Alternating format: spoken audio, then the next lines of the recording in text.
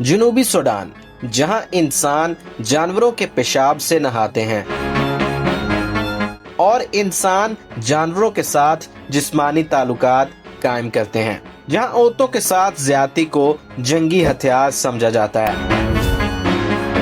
یہ وہ ملک ہے جہاں دنیا کی سب سے زیادہ پیرامڈز پائی جاتی ہیں۔ آج کی ویڈیو میں ہم آپ کو لے کر جائیں گے افریقہ کے اس مظلوم، بدحال مگر حیران کن ملک کی سیر پر، جو دنیا کا سب سے نیا ملک ہے اور سب سے عجیب بھی۔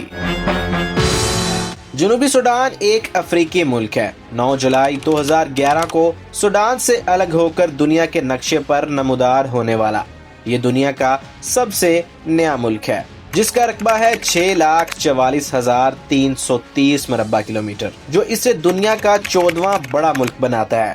لیکن مسئلہ یہ ہے کہ یہ ایک لینڈ لاکڈ کنٹری ہے، یعنی اس کا کوئی ساحلی کنارہ نہیں ہے، جس کی وجہ سے اس کی تجارت اور معیشت کا انحصار ہمسایہ ملک پر ہے۔ ملک کی آبادی تقریباً 1,15,00,000 کے لگ بھگ ہے، لیکن ان میں سے 80% لوگ آج بھی دیہاتی علاقوں میں جھونپڑیوں یا خیموں میں رہتے ہیں۔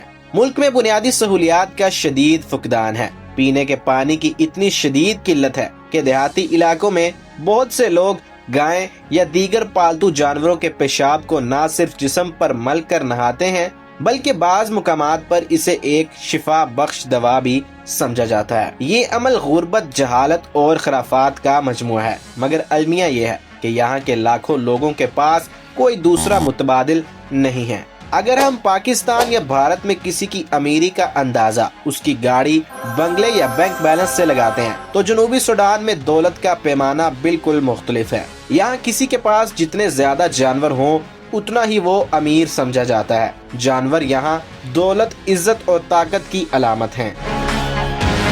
جنوبی سوڈان میں تعلیمی نظام مکمل طور پر تباہ ہے۔ زیادہ تر بچے اسکول چھوڑنے پر مجبور ہو جاتے ہیں، اور یہی وجہ ہے کہ عالمی ادارے اس ملک کو دنیا کا کم ترین تعلیمی شرح والا ملک قرار دیتے ہیں۔ لیکن دلچسپ بات یہ ہے کہ یہاں کے شہری انگریزی بولنے کی غیر معمولی صلاحیت رکھتے ہیں، اور ملک میں 60 سے زائد مقامی زبانیں بھی بولی جاتی ہیں۔ دوستو، شاید یہ بات سن کر آپ کو جھٹکا لگے، لیکن یہ حقیقت ہے کہ جنوبی سوڈان میں کچھ افراد جانوروں کے ساتھ جنسی تعلقات قائم کرتے ہیں۔ یہ صرف انفرادی ذہنی بیماری نہیں، بلکہ غربت، جہالت، جنگی ماحول اور حکومتی ناکامیوں کا نتیجہ ہے۔ خواتین کے ساتھ اجتماعی زیادتی کے واقعات اس قدر عام ہو چکے ہیں کہ انسانی حقوق کی تنظیمیں اسے ایک جنگی ہتھیار قرار دیتی ہیں۔ اس ملک میں صحت کا نظام نہ ہونے کے برابر ہے۔ چھوٹے امراض بھی جان لیوا بن جاتے ہیں، کیونکہ نہ دوائیں ہیں، نہ اسپتال اور نہ ہی ڈاکٹرز۔ ایڈز جیسے مہلک امراض یہاں بہت عام ہیں، اور یہ ملک دنیا میں ایڈز کے پھیلاؤ کے لحاظ سے 10ویں نمبر پر آتا ہے، امریکہ اور فرانس جیسے ترقی یافتہ ممالک کے بعد۔ جنوبی سوڈان میں تیل کے ذخائر بے پناہ موجود ہیں۔ یہ تیل ملک کی معیشت کو مضبوط بنانے کے لیے کافی ہے، لیکن چونکہ یہ تیل پائپ لائنز کے ذریعے شمالی سوڈان سے گزرتا ہے، اس لیے دونوں ممالک کے درمیان تنازعات کی وجہ سے اکثر تیل کی برآمد رک جاتی ہے۔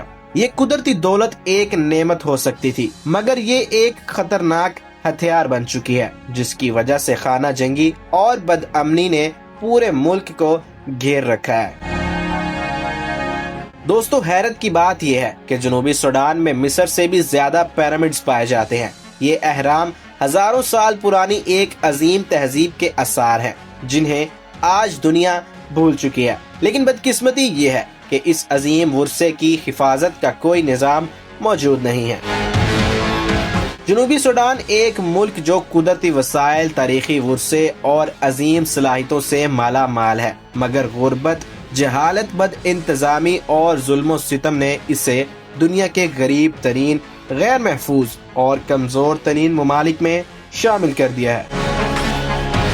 ہمیں سوچنا ہوگا کہ کیا صرف آزادی حاصل کرنا ہی کافی ہے؟